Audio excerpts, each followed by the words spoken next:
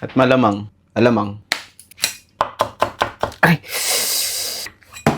Butas pa nga. Konting backstory nga lang, no? Siguro naranasan din to ng ibang OFW. Medyo hindi siya maganda magpasahod. Hindi kami makapasok. Pero kung napagdaanan nyo yun, lilipas din yan. Parang ang sarap ah. Kung medyo matigas, lutuin mo na lang ulit.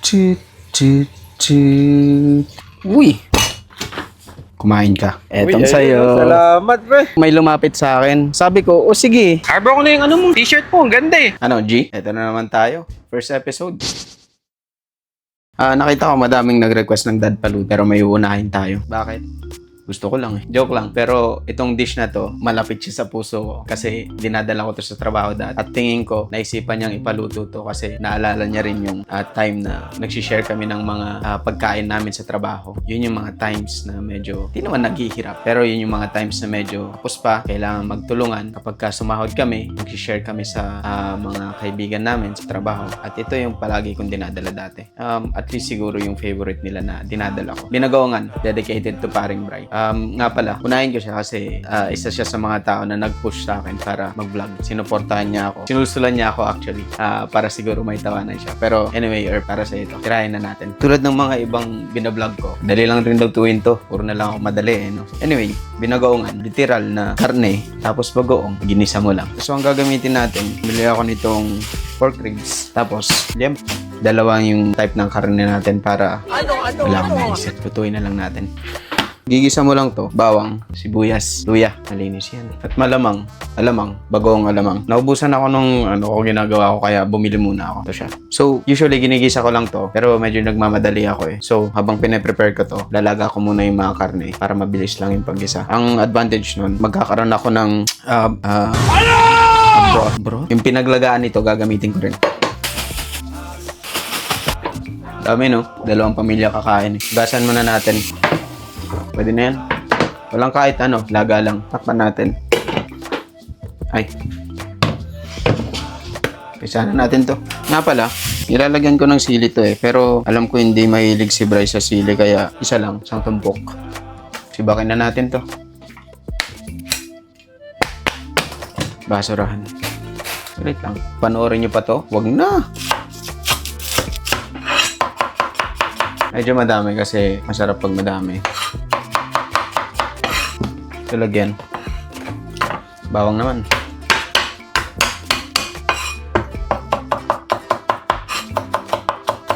Ay! Gago! Luya. Meron pang ganito. Feeling ko masarap to eh. Palagi kong hinahalo. Hindi ko naugasan. Malaking hiwa lang siguro. Lagyan natin ng konting maliliit na hiwa para may texture. Tapos, malalaki na yung iba. Itong pang maliliit.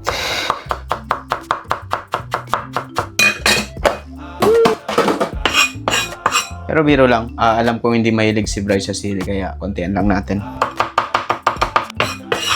Hintayin na lang natin yun kumulo. Tapos na to. Balikan ko mamaya. Tagal. Tanggalin lang ulit natin tong mga scams para malinis yung sabaw. Kasi yung iba ng sabaw nito ihahalo natin eh. Ano na? Pwede na to. Kukuha lang ako ng pansabaw ko. Pwede na to. Ngayon, sasalain ko na to. Pink na pansala. Bakit? Sala na. Ano? Tara. Laking kaldero. Laking takip. Gasan ko pa ba? Sige. Since sinugasan mo, punasan mo. Since special yung pagluluto natin, olive oil. Tama na yan. Magmamantika pa yung karne. Mabilis lang uminit yan. Ihanda na natin tong panggisa. My favorite knife. Butas pa nga. Second favorite. May ko na siya. Panggisa, alam mo na. Hindi pa pala mainit. Okay lang. Kasasaan pati init din naman yan. Wait natin uminit. Diba? Uminit din. Bango. Lagay na natin to. Parang may nahulog sa likod. Palang ulam na eh. So, design lang natin ng konti. Para lang maluto siya ng konti. Yung meron bang parang konting sunog-sunog. Takpan natin syempre.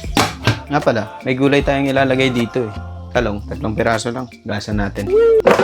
Hindi masyadong relevant yung hiwa nito kasi matutunaw lang din to eh. Yung iba piniprito to, tapos ilalagay sa dulo. Ako hindi. Isinasama ko siya para malusaw siya yan. Pwede na to. Ito ulit tayo. Yun, oh. Galit na galit. Ito yung sinasabi ko. Medyo nagtututong siya. Nakikita niyo ba? Anyway, huwag na natin patagalin to. Bagoong. Malamang. Hindi masyadong kailangan ng pampalasa nito kasi andun na yung alamang. Yun na yun. Kapag kanilagay na pala natin yung bagoong alamang, kinaanan natin yung apoy para hindi siya masunog. Tapos itong pinagkuhanan ko sa kanya, lalagyan ko ng tubig nito. Mainit. Para lang din nasasayang yung flavor. Salain lang natin. Maglalagay tayo as needed. Tapan natin. Kalimutan pala ako. Magic sarap. Konti lang naman. Pwede na yan. Hayaan na muna natin maluto yan. Konting backstory nga lang, no? Si Bri, isa siya sa mga una at nananatiling mga kaibigan ko dito sa UAE. Sabay-sabay kaming na-hire noong 2015 sa isang insurance company. Pare-parehas kaming IT, pero napunta kami sa iba't ibang section ng IT sa katagalan. Yung pinakaunang employer namin, siguro naranasan din to ng ibang OFW. Medyo hindi siya maganda magpasahod. Siguro nakita nyo dun sa dati kong video, nabanggit ko na nade-delay yung sahod namin ng mga 3 months. Hindi kami makapasok. Ako, kasama ko pa yung asawa ko dito noon. Pero eventually, ginalingan lang talaga namin. Kaya kahit papano, nakawala kami sa ganung sitwasyon at we're in a better position now, which is very thankful kami. Yun lang. Siguro sa mga nag-uumpisa dyan ng mga OFW, kung sakali mang hindi nyo napagdaanan yun, good job. Pero kung napagdaanan nyo yun, lilipas din yan. Gawin nyo yung best nyo. Kung hindi pa kayo maasenso ngayon, hindi nyo pa time. Darating din yung oras nyo. Huwag yung ibang oras ha, kasi ibang klase yun eh. Pero anyway, sikapan nyo lang. Hard work at magandang pakikisama sa mga katrabaho nyo. Yun lang. Doon kilala yung mga Pilipino dito sa ibang bansa. Work ethic tapos ganda ng pakikisama sa ibang katrabaho kahit na anong lahi. Yun lang. Share pa ako ng mga ibang hardships, mga masasayang memory natin dito sa UAE sa mga susunod na kabanata. Asan si nanay? Sorry. Ano na? Check natin. Mukhang masarap na. Tingin ko hindi na tayo magdadagdag ng tubig. Konting pakulo pa. Nga pala, may dadagdag tayo. Hindi ko alam kung ginagawa ng ibang tao sa binagoongan. Pero naglalagay ako ng brown sugar dito. Kasi yung alamang, masarap kapag ka merong brown sugar. So, why not? Brown sugar. Baka may kape pa to. Wala na. Hindi yan exage. Saktong amount lang yan. Parang ang sarap ah. Balikan natin ulit. Balita, lagay na natin to. Parang masarap ah. Naugasan ko na to ah. Haluin, syempre. Kailangan lumambot ng husto yung talong para medyo palaputin niya yung sabaw. Yun ang magpapasarap dyan. Basta na. Mukhang pwede na. Naan natin. Kita niya nalulusaw-lusaw na yung mga talong. Ayan yung gusto nating texture ng talong. Tingin ko okay na to. Bri, kung medyo matigas, lutuin mo na lang ulit. Gutom na ako. So, plate na natin. Ito muna gagamitin natin. Perfect. Salinan na natin.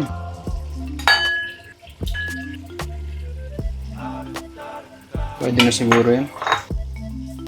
Pwede na yan. Natin dyan. Yan natin dyan. Yun o. Slow-mo. Tara. G.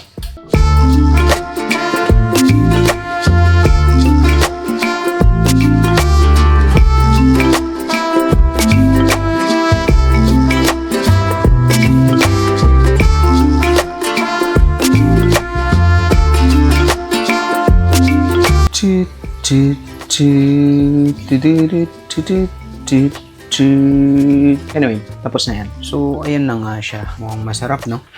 Try natin kainin. Kuha lang ang kanin. Kain. Bali lang ribs. Uy! Sabi nga ni Ninong Rai, the perfect bite. Init! Isa pa. Prepare na muna natin yung kay Bri. Etong sa'yo, Bri. Si Mare nga pala. Kahit ako siya dun sa comment eh. Ito, masarap to. Baka naman pwedeng i-feature. Para hindi ako magtitipid para sa'yo. Design lang to. Kung ayaw mong kainin, ibalik mo sa akin. Pwede na to. Nga pala, huwag mong pabayaan ng sarili mo. Kumain ka. Hatid na natin to. Tara. Wait lang, parang kailangan ng tulong ni Kuya. Oh. Yun na nga. Makatulong pa tayo. Tara. Dito na tayo. Napakaangas maglakad nitong na to. Wait mo na lang ako dyan. Etong sa'yo. Salamat, pre. Tatagal mo. Thank you. Pasensya na. Medyo natagalan ako. Alam mo kasi, paglabas ko kanina, may lumapit sa akin. Sabi niya, pause na pause siya, pre. Parang kailangan niya talaga ng tulong. Tama. Sabi niya, kuya, kanina pa ako naglalakad dito eh. Kanina pa ako naghahamon ng suntukan. Walang pumapansin sa akin. Kilala mo naman ako, di ba? Napakaputi kong tao. Sabi ko, o sige, saglit lang naman. Tagalan na ako kasi, inatid ko pa siya sa ospital. Nagmagandang loob na ako, alangan naman di ko pa lubos-lubusin. Kaya yun, pasensya na. Salamat. Sige. Pre, taka. Arbor ko na yung t-shirt po. Ang ganda eh. Talaga? Oo. So nandito ka ba sa Abu Dhabi at may gusto kang ipaluto? O may namimiss ka lang lutuin at gusto mong makitang lutuin ng isang simpleng taong tulad ko? Comment mo na, I got you. May steak ba? Pwede na yun.